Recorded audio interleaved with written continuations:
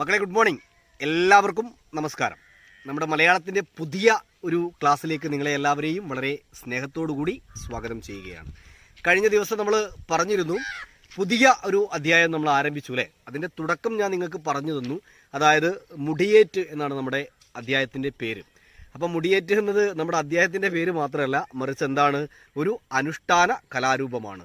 ക്ഷേത്രങ്ങളിലൊക്കെ, കേരളത്തിലെ പല ക്ഷേത്രങ്ങളിലും കണ്ടുവരുന്ന ഒരു അനുഷ്ഠാന കലാരൂപമാണ് മുടിയേറ്റ്. ഞാൻ നിങ്ങളോടൊരു വർക്കായിരുന്നു ആദ്യം തന്നെ തന്നിരുന്നത്.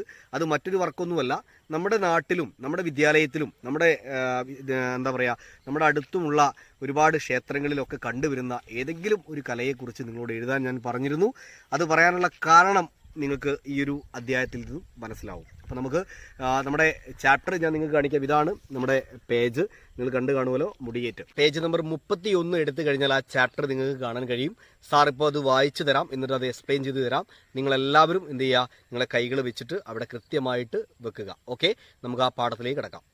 അപ്പോൾ നമുക്ക് മുടിയേറ്റിൻ്റെ ആ ഒരു വീഡിയോ അല്ലേ, ഒരു ക്ഷേത്രത്തിൽ മുടിയേറ്റ് നടക്കുന്ന വീഡിയോ ഒക്കെ കണ്ടിട്ട് നമുക്ക് പതുക്കെ എന്ത് ചെയ്യാം, ഈ ചാപ്റ്റർ അങ്ങനെ എടുത്ത് മുന്നോട്ട് പോവാം. ഓക്കെ, നമുക്ക് സ്റ്റാർട്ട് ചെയ്യാം.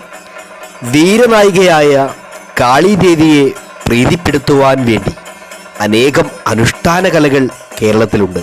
വീരനായികയായ കാളീദേവിയെ പ്രീതിപ്പെടുത്തുവാൻ വേണ്ടി അനേകം അനുഷ്ഠാന കലകൾ എവിടെയുണ്ടെന്നാണ് പറയുന്നത് മക്കളെ, നമ്മുടെ കേരളത്തിൽ ഉണ്ട്.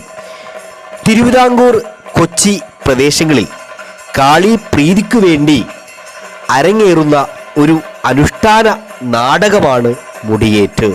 അപ്പം നിങ്ങൾ ഈ കണ്ടുകൊണ്ടിരിക്കുന്ന മുടിയേറ്റ് എവിടെയാണ് കൂടുതലായിട്ടും കണ്ടുവരുന്നതെന്നാണ് പറയുന്നത്, നോക്കിക്കോളൂ. തിരുവിതാംകൂർ, അതോടൊപ്പം തന്നെ കൊച്ചി പ്രദേശങ്ങളിൽ കാളി പ്രീതിക്കു വേണ്ടി അരങ്ങേറുന്ന ഒരു അനുഷ്ഠാന നാടകമാണ് എന്തെന്നാ പറയുന്നത്, മുടിയേറ്റ്. ദാരികാസുരനെ വധിക്കുവാൻ എന്താ ചെയ്തത്, ശ്രീ മഹാദേവന്റെ തൃക്കണ്ണിൽ നിന്നും ജനിച്ച ദേവതയാണ് കാളി എന്നതാണ് ഒരു സങ്കല്പം.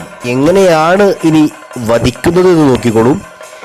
ദേശസഞ്ചാരിയായി പൊക്കണവും ചൂരക്കോലുമായി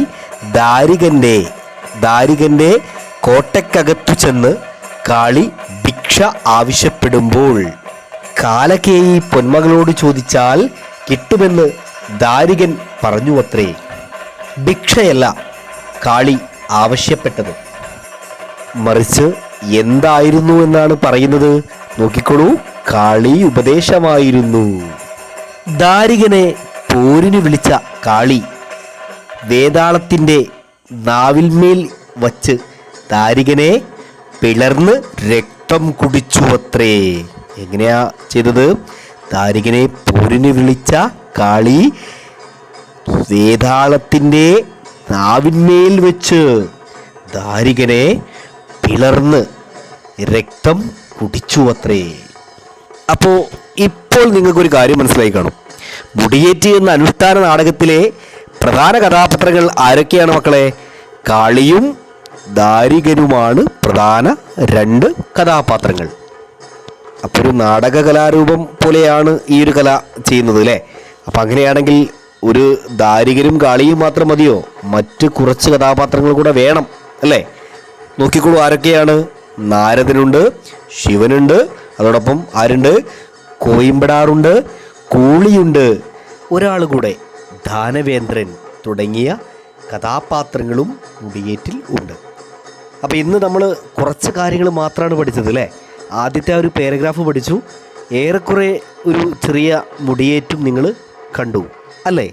പക്ഷേ ഒരു കാര്യം നമ്മൾ തിരിച്ചറിയുക, മുടിയേറ്റ് എന്ന ഈ ഒരു കലാരൂപം പണ്ടായിരുന്നു തിരുവിതാംകൂർ, അതോടൊപ്പം തന്നെ കൊച്ചി എന്ന ഈ ഒരു സ്ഥലങ്ങളിലൊക്കെ ക്ഷേത്രങ്ങളിൽ കണ്ടിരുന്നത്. എന്നാൽ ഇന്ന് നമ്മുടെ ഈ ഒരു കൊച്ചു കേരളത്തിൽ എല്ലായിടങ്ങളിലും മുടിയേറ്റുന്ന ഈ മനോഹരമായ കലാരൂപം ക്ഷേത്രങ്ങളിൽ കണ്ടുവരുന്നു. അപ്പോൾ തീർച്ചയായിട്ടും ഞാനിത് യൂട്യൂബിൽ നിന്നൊക്കെ എടുത്ത വീഡിയോസുകളാണ്, നിങ്ങൾക്ക് ഇഷ്ടപ്പെട്ടു എന്ന് കരുതുകയാണ്. മുടിയേറ്റ് വളരെ മനോഹരമായൊരു കലാരൂപം തന്നെയാണ്. തീർച്ചയായിട്ടും നമുക്ക് നമ്മുടെ മലയാളത്തിൻ്റെ ക്ലാസ് വളരെ ഇൻട്രസ്റ്റിംഗ് ആയിരിക്കും. 8th സ്റ്റാൻഡേർഡിൽ ഈ ഒരു അധ്യായം എനിക്ക് ഉറപ്പാണ് നിങ്ങൾക്ക് എല്ലാവർക്കും ഏറ്റവും കൂടുതൽ ഇഷ്ടപ്പെടും. കാരണം ഇത്തരത്തിലുള്ള വീഡിയോസുകളൊക്കെ കാണുന്ന സമയത്ത് നിങ്ങൾക്ക് ഒന്നുകൂടെ മുടിയേറ്റിനെ കുറിച്ച് തിരിച്ചറിയാൻ സാധിക്കും.